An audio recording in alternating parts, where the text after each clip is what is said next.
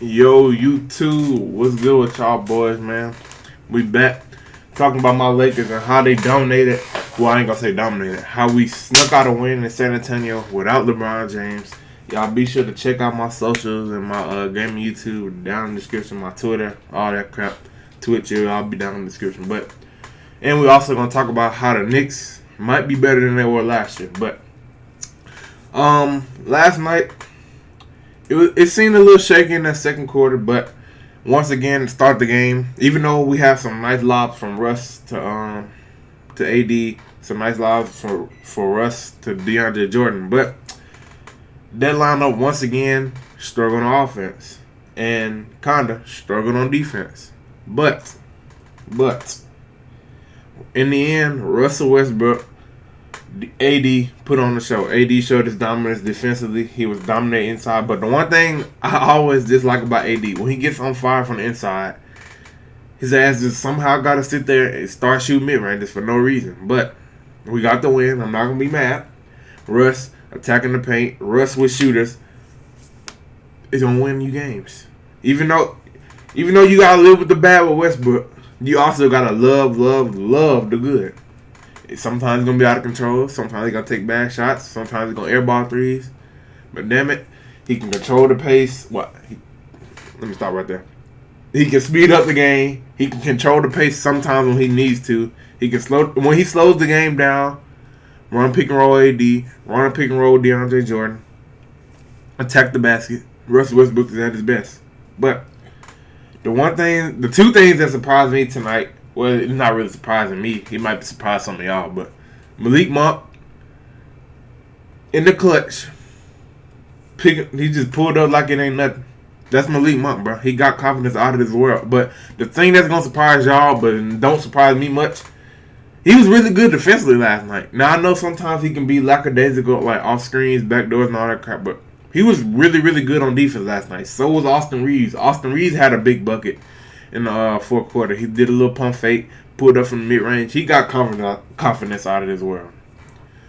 Our two guard spot, we might have some battles. You got Wayne Ellington, who's coming back from injury. You're going to have Kendrick Nunn. You're going to have THT. But you also right now have Austin Reeves and Malik Monk playing well. So, I don't know how Frank Vogel's going to get that together. But, honestly, if Malik Monk play defense like that, I think he should be starting alongside of Kent Bazemore, LeBron, AD, and Russ. That I think should be the starting lineup. DeAndre Jordan should not touch the court unless we have injuries with bigs. And there's nothing against DeAndre Jordan, like I said last video. But it just works out for best for the Lakers. It works out best for LeBron and Russell Westbrook. And that's what you need to win. That's what you need to win a title. But Austin Reeves, good basketball. Malik Monk, AD, Russ, good basketball. Rondo came in. Sometimes he was a little shaky, but then he started to play good basketball.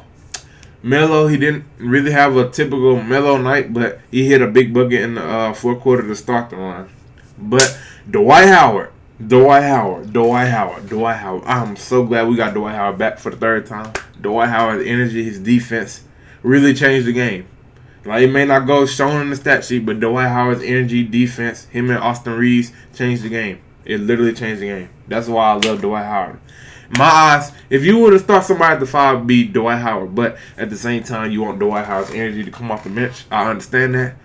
But so, I don't know if you want somebody to start at the 5, I'll start Dwight Howard. But at the same time, I want AD at the 5 and let Dwight Howard come off the bench and let DeAndre be the emergency center, which I don't think they're going to do. But anyways, that's all I got to talk about with my Lakers. Now let's hop on the Knicks. Now, last year, the Knicks, they shot pretty decent from 3-point line. It was mostly Reggie Bullock and Julius Randle who got most of the looks. And then sometimes when Alec Burks gets on fire, he makes some shots. But this year, you got Kemba Walker capable of getting hot from 3.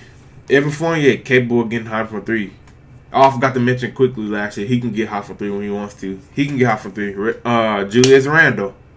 Then you got, I'm missing somebody. Oh, RJ Barrett, who is an improved 3-point shooter and an improved defender.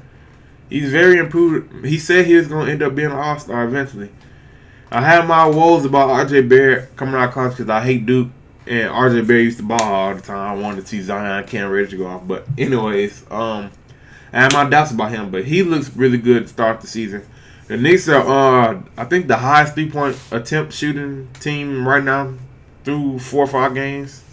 That's very different from a Tom Thibodeau team, but hey, I like it. The Knicks out there. Now, one thing I want to do in my life, I want to go to a Knicks game. Like, I'm going to eventually go to a Jets game probably next year or the year after that.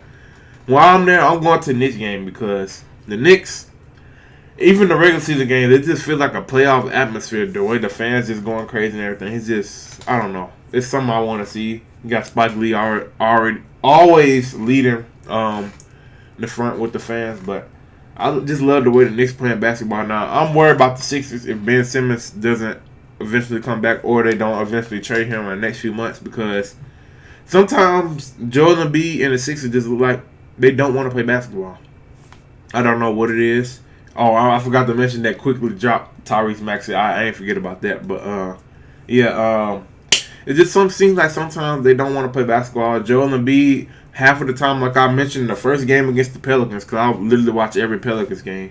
Embiid looks like he's out of shape half of the time, but he sometimes paces himself. Sometimes he just look like, I don't care. I just want to go home. I just want to lay down or something. Sometimes he just don't look like he doesn't want to play basketball. But yeah, now another game I did not watch last night was the Rockets versus Mavericks. I didn't get a chance to watch that, but the Mavericks pulled it out.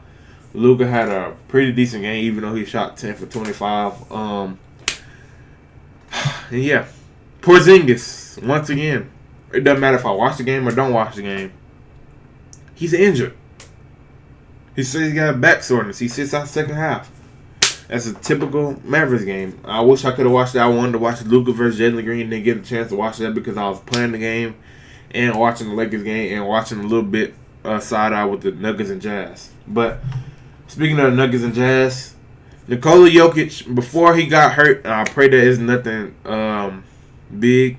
I hope it's just the knee contusion that they're saying. But before he got hurt, he had 24 points in the first half. He was whooping Rudy Gobert, who y'all say is the defensive player of the year. He was whooping his tail, bro. He was whooping his tail. The Nuggets were dominating the game, but Jokic goes out. The Jazz come storming back, and Rudy Gobert is the leading scorer of the game.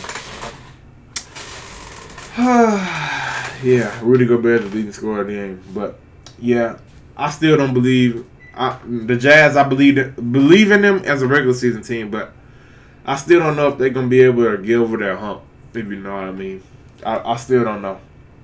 It's just the regular season. I still don't know with the Jazz. I don't know if they can get over that hump. Maybe I'm wrong. Maybe this might be the year, but also I didn't get a chance to check out the Warriors and Thunder game. I did see that the Thunder led for most of that game. Then the Warriors took over from the third quarter to the fourth quarter and just took off with the game. Shai Gilgeous-Alexander had a pretty good game. I'm pretty sure he had it was either 28 or 30 points, but yeah, that's all I got for y'all tonight. The Lakers snuck out a win in San Antonio versus with Russell Westbrook and AD leading the way with LeBron out. Then you had the Knicks, who I think they might make some noise in the East. Besides the teams that I think like the typical Bucks, Nets, Bulls, and then the Hawks. Celtics, I'm still weary about them. I kept saying if they get healthy and they get bench production, maybe they can have some. But the last 3 games, it's been shaky about the Celtics, so I don't know. But it's been your boy Tim. I hope y'all have a good day. I hope y'all still wearing y'all masks. I hope people are getting the vaccine and I mean if they are sure they want the vaccine, Kyrie Irving. But I pray y'all getting the vaccine. Pray y'all still wearing your mask. Even if you got the vaccine, I pray most of y'all still wearing your mask. Because some people think just because you got the vaccine, just go out there and still be wild and crap. But it's been your brother Tim. I hope y'all have a blessed day and peace.